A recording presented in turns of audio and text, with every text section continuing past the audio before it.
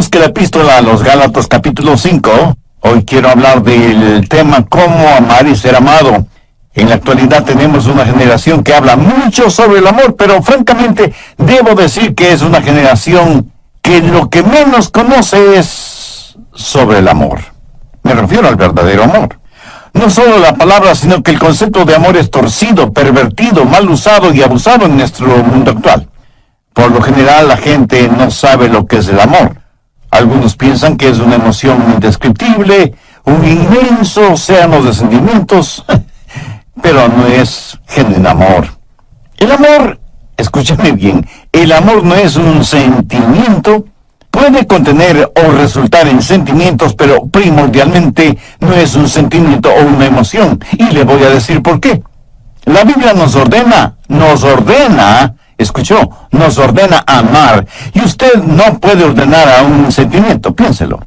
Así que la clase de amor de la cual estoy hablando no es un sentimiento, ni una emoción, ni una incontrolable pasión. No sé de dónde la gente ha sacado la idea de que el amor es algo que nos sucede, que somos víctimas del amor, que nos enamoramos y ese enamoramiento simplemente sucede como por generación espontánea. La Biblia dice, maridos, amad a vuestras mujeres. Por favor, note que esto no es una sugerencia, es una orden, porque el amor verdadero tiene que ser una decisión y una conducta. Usted puede escoger el amar, y cuando así lo hace, el amor no es primordialmente un sentimiento, sino algo que usted hace. La razón por la cual estamos tan confundidos en este mundo y en este asunto es que usamos una sola palabra para el amor. Los griegos eran más exactos y tenían varias palabras para hablar del amor. Por ejemplo, la palabra eros, raíz de palabras como erotismo, erótico, dan a entender la clase de amor que un hombre puede sentir por una mujer, y viceversa, y eso está bien. De hecho, es maravilloso, pero no es de eros de lo que estoy hablando. Aunque debemos amar a todos, no amamos a todos en forma erótica, y ni siquiera tengo que elaborar en este punto. Otra palabra griega para amor es fileo, que abarca lo que es el amor fraternal, la amistad, el compañerismo, la camaradería. En varios países del mundo hay ciudades que se llaman Filadelfia, o sea, amor fraternal. Y eso es muy positivo. Pero quiero centralizar mi mensaje en la palabra ágape, que tiene que ver con el amor divino, cómo tenerlo, cómo darlo, cómo recibirlo. Si usted quiere exhibir un diamante, lo pondrá sobre un terciopelo negro. Entonces podrá apreciar ese diamante en toda su exquisita belleza y perfección. ¿Sabe qué eso hace Dios con el amor ágape? Lo pone sobre el terciopelo negro de las obras de la carne. Veamos Gálatas 5, empezando en el verso 19. Y manifiestas son las obras de la carne, que son adulterio, fornicación, inmundicia, lascivia, idolatría, hechicerías, enemistades, celos, iras, contiendas, disensiones, herejía, envidias, homicidios, borracheras, orgías y cosas semejantes a estas. Note que todas estas cosas que el apóstol menciona son totalmente opuestas al amor. Y Pablo continúa diciendo, los que practican tales cosas no heredarán el reino de Dios. Ahora, si usted puede relacionar su nombre con esta lista, si ese es su estilo de vida, si eso es algo que usted practica voluntariamente, a menos que usted se arrepienta y busque el perdón de Dios, su camino tiene un destino final, el infierno.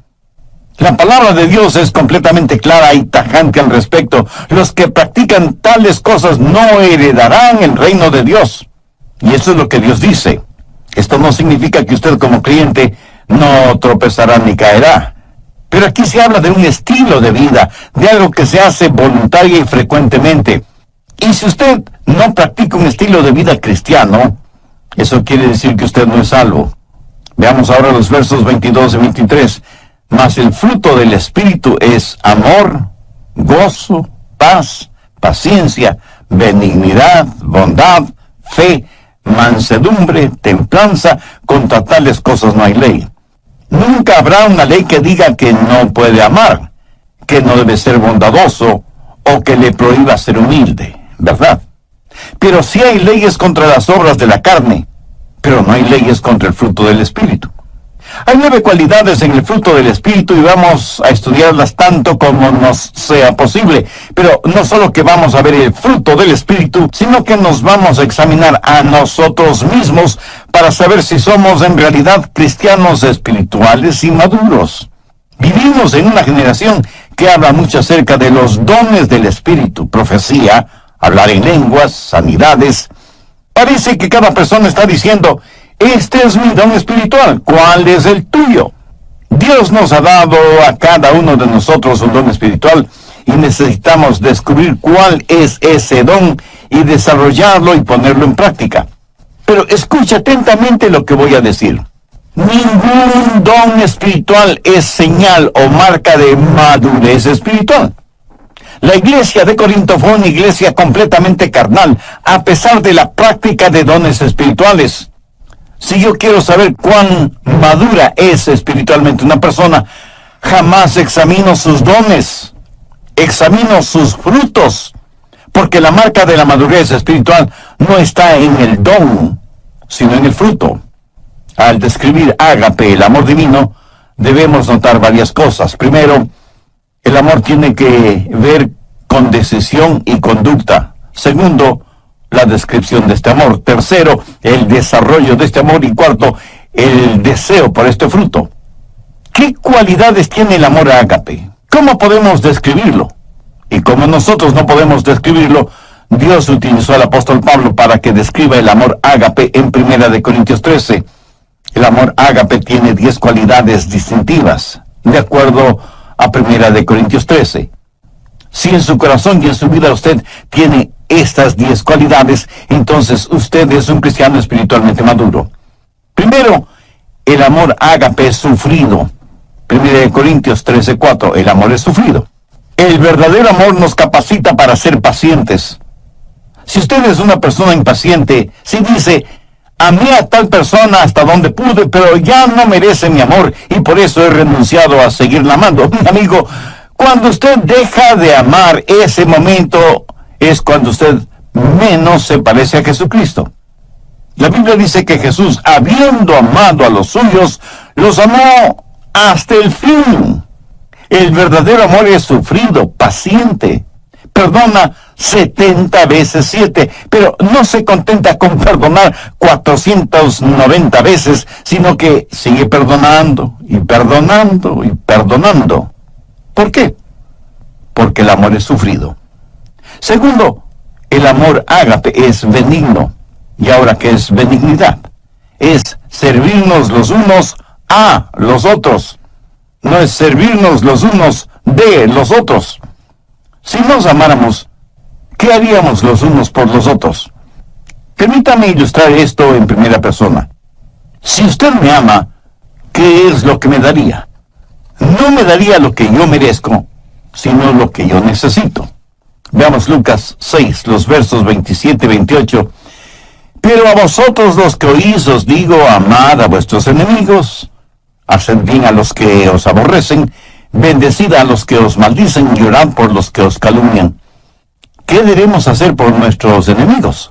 Amarles, ayudarles, ser bondadosos con ellos, orar por ellos. Y algunos de ustedes estarán pensando: pastor, yo no puedo hacer eso ni siquiera por mis amigos, menos lo voy a hacer por mis enemigos. Permítame hacer una pregunta. ¿Alguna vez lo ha tratado siquiera?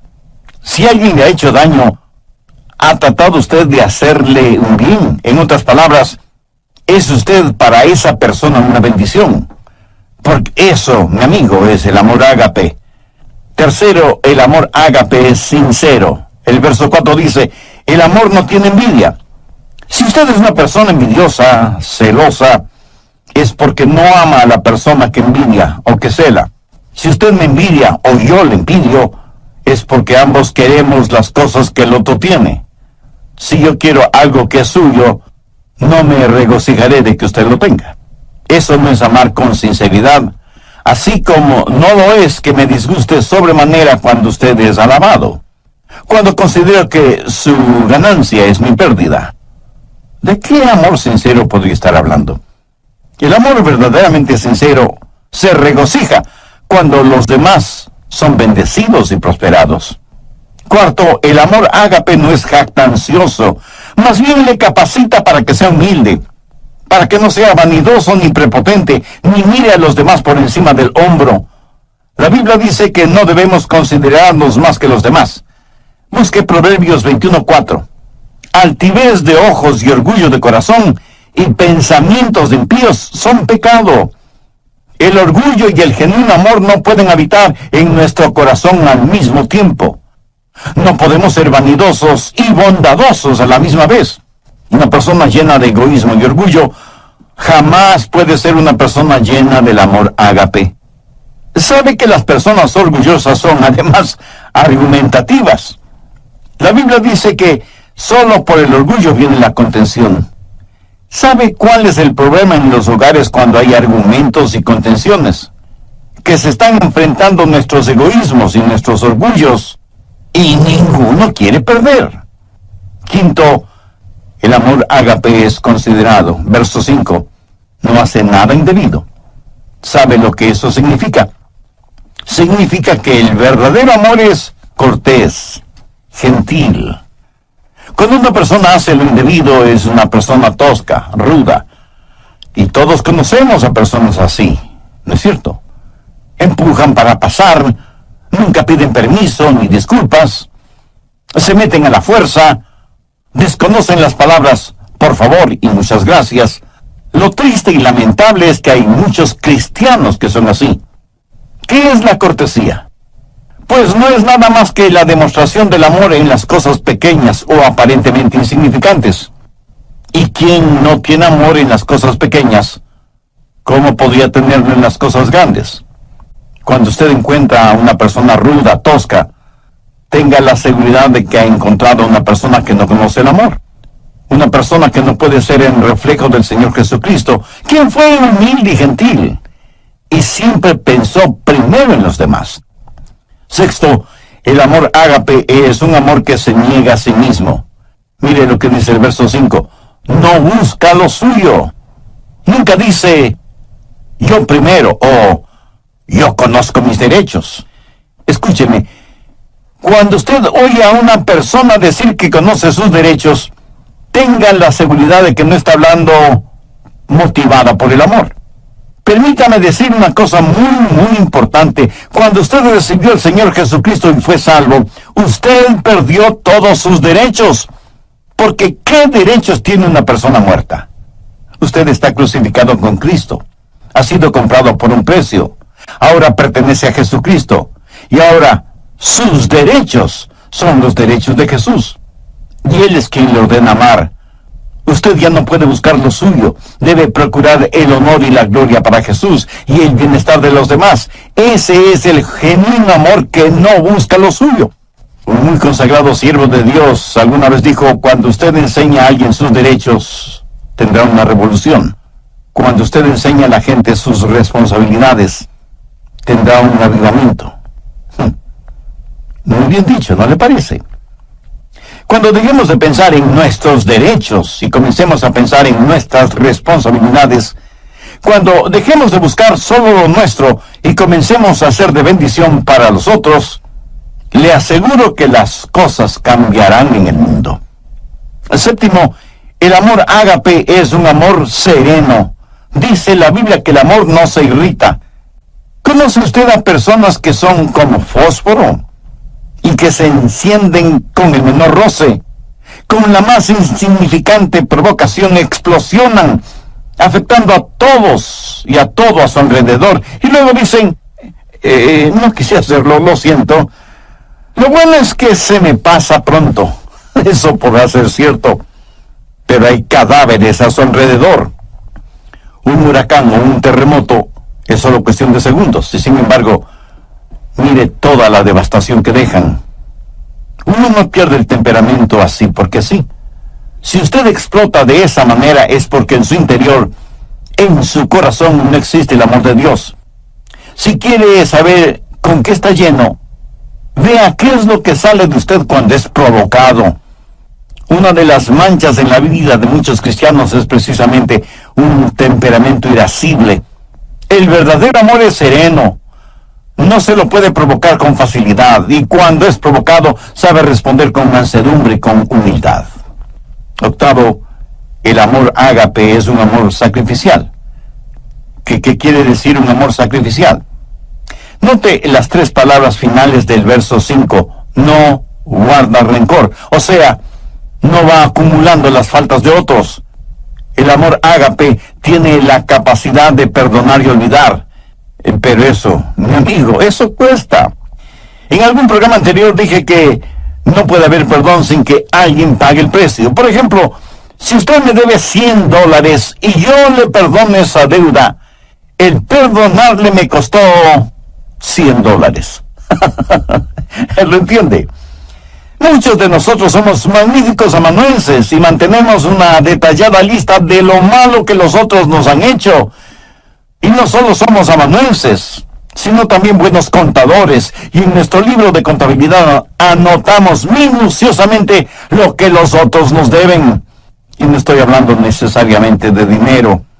Tenemos necesidad de aprender a perdonar y olvidar, sabiendo que hay un precio que pagar y un dolor que experimentar. El precio y el dolor lo pagó y lo sintió Cristo en la cruz del Calvario. Es la máxima demostración del amor sacrificial. ¿Ha aceptado usted el amor sacrificial de Cristo? Recuerde que nadie puede dar lo que no tiene. Si usted no tiene amor en su corazón, no podrá dar amor a nadie. Dios le ama y quiere salvarle. Jesús murió en la cruz para pagar la deuda de sus pecados. Si usted desea ser salvo ahora mismo, humíllese delante de Dios, confiese y arrepiéntase de sus pecados, e invite a Jesús a vivir en su corazón como su Salvador y Señor. Y pídale que le ayude a hacer lo que Él quiere que usted sea. Decídase a hacer un testimonio vivo de su gracia y misericordia, a pesar de las circunstancias o de las consecuencias.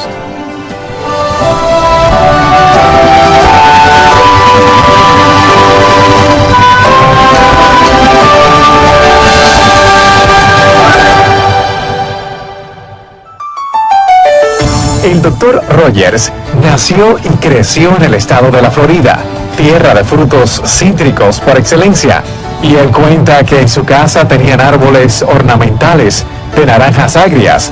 El fruto era imposible para el paladar, pero los árboles eran hermosos. Y él, con experiencia, relata lo siguiente. Se necesita mucha paciencia y mucho trabajo para lograr que al fin esos árboles produzcan naranjas dulces. Ahora, suponga que usted tiene un árbol de naranjas agrias, pero quiere que dé naranjas dulces. ¿Qué puede hacer? Bueno, puede podar el árbol. ¿Piensa que eso es suficiente para tener naranjas dulces? No. Entonces, se le ocurre una idea genial. Va a trasplantar el árbol. Lo va a trasplantar de un lado del terreno al otro lado. Como aplicación diré que muchos trasplantan el árbol de sus vidas de una iglesia a otra iglesia, pero siguen siendo cristianos agrios. Y el cambiar de membresía es como cambiar un cadáver de una tumba a otra. Perdonen esta comparación un poco esquelética. Alguien dijo que uno puede saber cuántas semillas hay en una manzana, pero solo Dios sabe cuántas manzanas hay en una semilla. Absolutamente cierto. El fruto se origina en Él.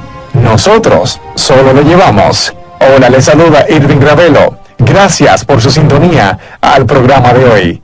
Sea bienvenido y bienvenida a El Amor que Vale. Por favor, mantenga su Biblia abierta en Gálatas 5, porque hoy continúa el estudio Cómo amar y ser amados. Ahora les presento al Dr. Adrián Rogers en la voz del pastor Lenin de Llanón.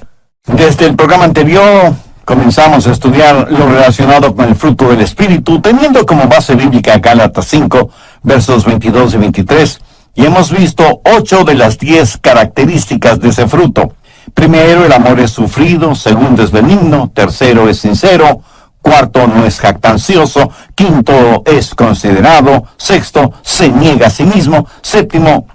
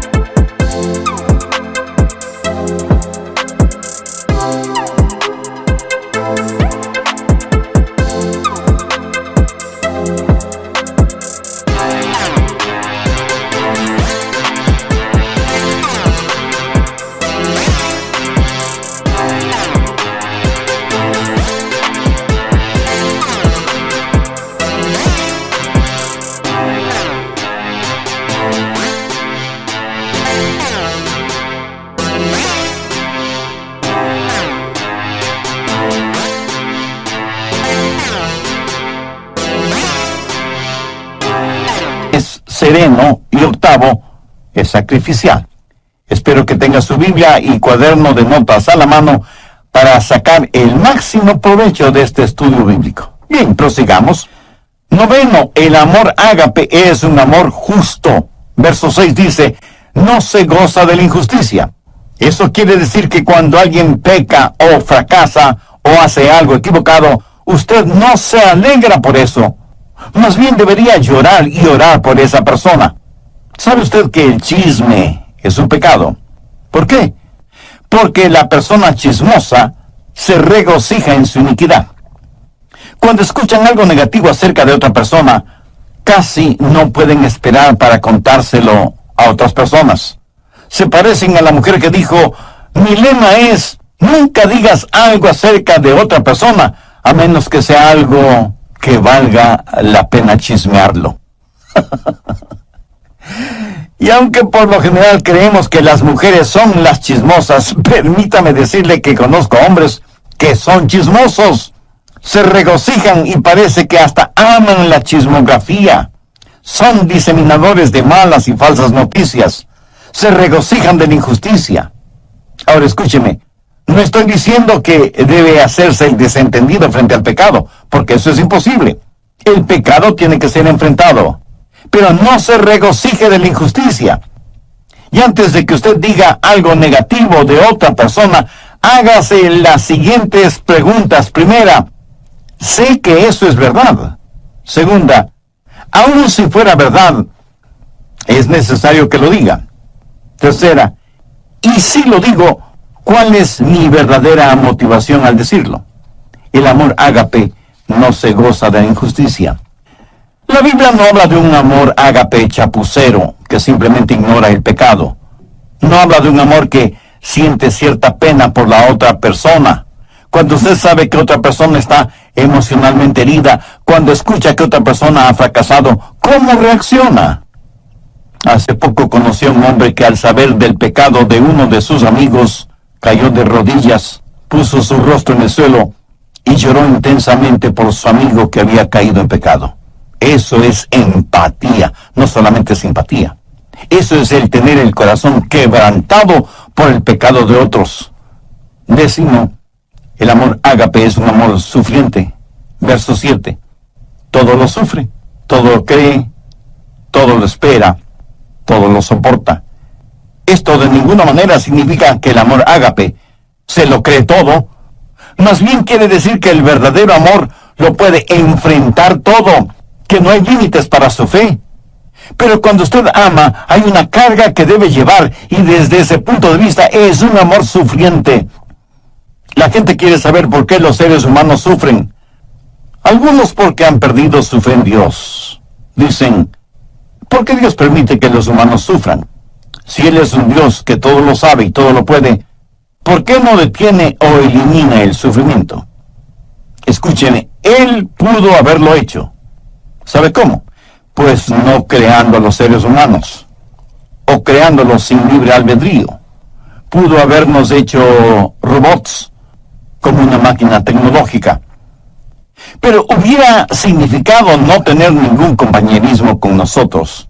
Porque, verá, cuando Dios nos creó, corrió un divino riesgo. Él sabía lo que nosotros le íbamos a costar.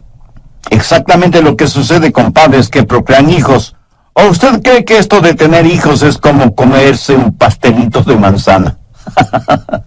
Mi amigo, tener hijos cuesta no solo en términos monetarios, sino también espirituales y emocionales. Y aunque usted no lo crea, de una u otra forma, nuestros hijos nos romperán el corazón. Dios sabía lo que iba a costar cuando nos creó y nos dio la capacidad de elegir. Y elegimos pecar.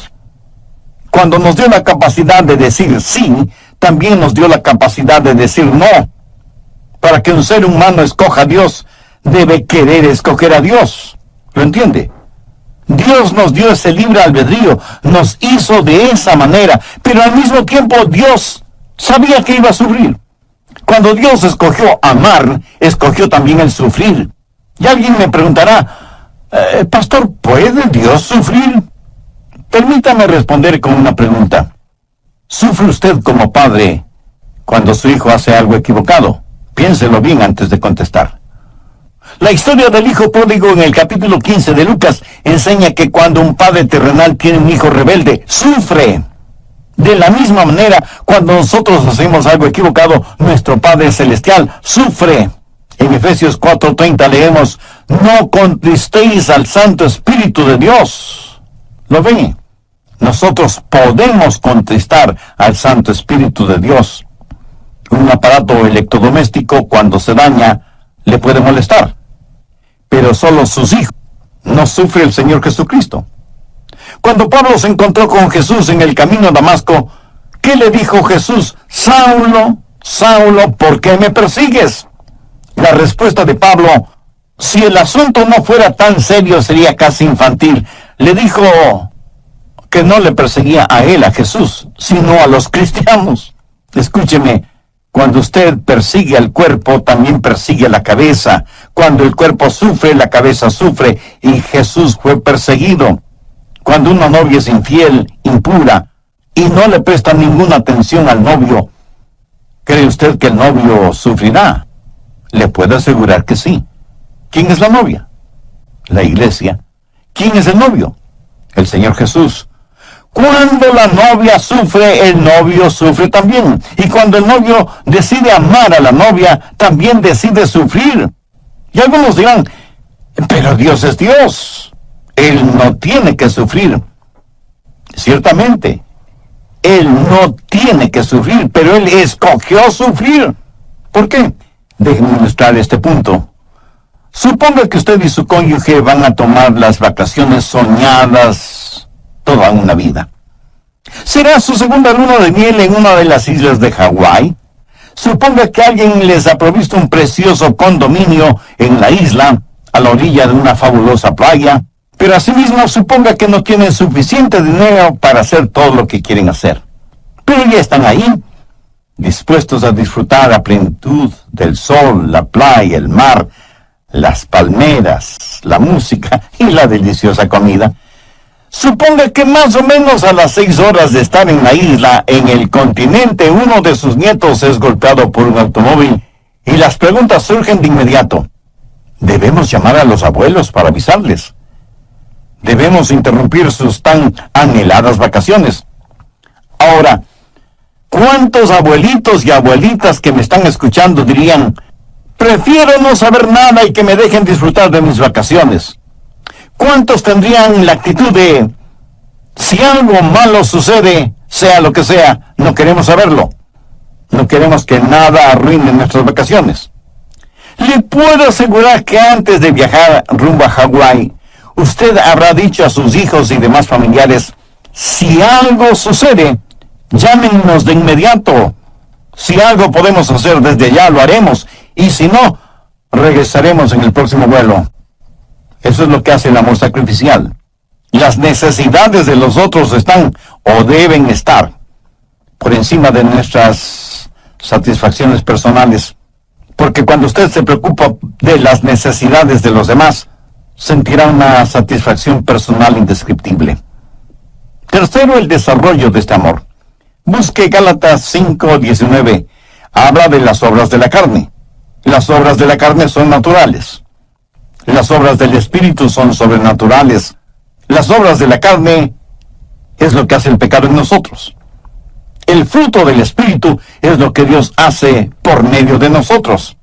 Esta clase de amor no la podemos producir por nosotros mismos, pero es la clase de amor que debemos llevar. En Juan 15:5 leemos que Jesús dijo, yo soy la vid, vosotros los pámpanos, separados de mí nada podéis hacer. Note que Jesús no dice que nosotros produciremos esta clase de amor.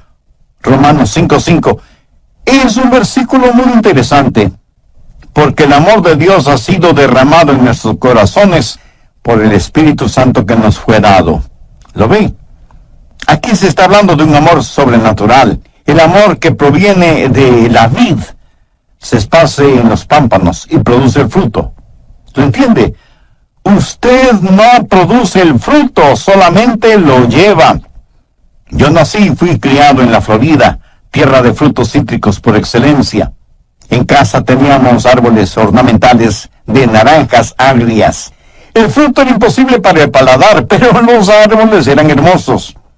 Y se necesita mucha paciencia y mucho trabajo para lograr que al fin esos árboles de naranjas agrias produzcan naranjas dulces. Ahora suponga que usted tiene un árbol de naranjas agrias, pero quiere que dé naranjas dulces. ¿Qué puede hacer? Bueno, podría podar el árbol. ¿Piensa que eso es suficiente para tener naranjas dulces? No. Entonces se le ocurre una idea genial. Va a trasplantar el árbol, lo va a trasplantar de un lado del terreno al otro lado. Como aplicación diré que muchos trasplantan el árbol de sus vidas de una iglesia a otra iglesia, pero siguen siendo cristianos agrios. Y el cambiar, cuidar el nivel de humedad de la tierra, que no le falta agua ni fertilizantes, y por último, cambiarle de nombre. Ya no se llamará árbol de naranjas agrias, sino árbol de naranjas dulces. Y para ayudarle al árbol a que produzca naranjas dulces, usted amarra en sus ramas varias deliciosas y dulces naranjas, esperando que esas ricas naranjas motiven al árbol a dar naranjas dulces. Y muchos de ustedes me dirán con toda razón que nadie, por ignorante que sea en cuestión de árboles frutales, haría una tontería así. Mi amigo, no es asunto de trasplante, ni asunto de podar el árbol, ni de fertilizarlo, ni de cambiarle de nombre, ni de amarrar en sus ramas buenos frutos, que solo serán decorativos. Es la naturaleza del árbol la que debe ser cambiada. Cuando ese árbol se ha injertado en un árbol bueno, la naturaleza de ese árbol será cambiada, porque recibirá una naturaleza que no es la suya propia, pero tendrá que aprender a llevar el fruto de su nueva naturaleza.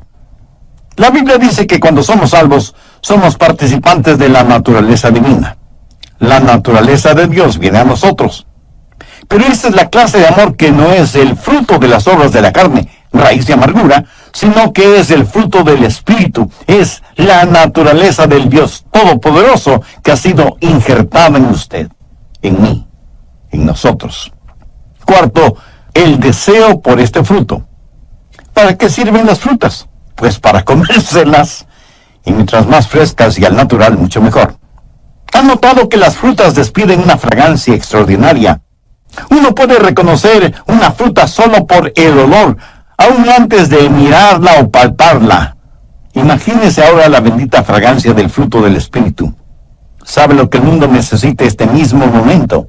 Algunos de inmediato me dirán, el mundo necesita paz, bienestar económico, buena salud, progreso científico, etcétera, etcétera.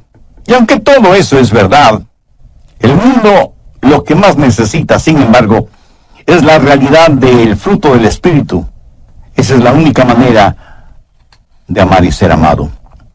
Cuando usted permita que el Señor habite en su humanidad y demuestre su deidad a través suyo, no será un amor humano el que usted exhiba, sino que será un amor divino. No será su vida la que viva, sino la vida de Jesús en usted. Su vida tendrá la fragancia de nuestro Señor Jesucristo. Anote al margen Efesios 5:2. Andad en amor, como también Cristo nos amó y se entregó a sí mismo por nosotros, ofrenda y sacrificio a Dios en olor fragante. ¿De dónde sale todo ese fruto? De una semilla muy pequeña. ¿Cómo es que se esparce el cristianismo? Cuando entendamos que la semilla está en el fruto, cuando empecemos a vivir Gálatas 5:22 y 23, más el fruto del Espíritu es amor, gozo, paz, paciencia, benignidad, bondad, fe, mansedumbre, templanza, entonces empezaremos a reproducirnos. Permita que el Espíritu de Dios hable a su corazón ahora mismo.